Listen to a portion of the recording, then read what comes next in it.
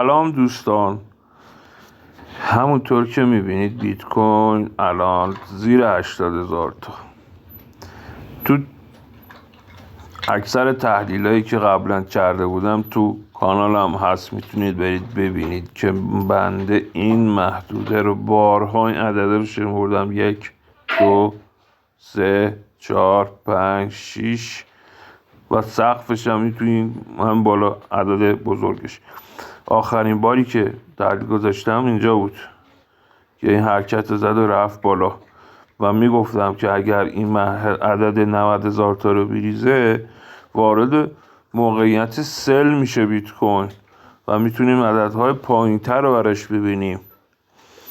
دوستانی که گوش کردن، استفاده کردن، از اینجا سل گذاشتن، از این بالا گرفتن و سود استفاده چه که نوش جونش.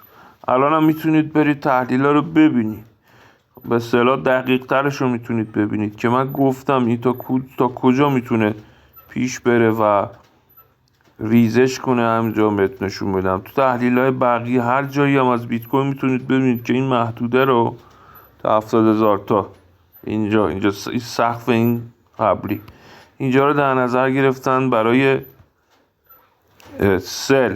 شما اصلا کندل هفتگی رو ببین چی جوری داره میاد پایین. بعد همینم میبینی واگرایی داری اینجا میبینی این سقفا این پایین واگرایی داره. اصلا رو ماهانش هم که بخواد بذارید ببینید واگرایی داره. بیت کوین تو روند بلند مدتش تو هارد گارد نزولیه.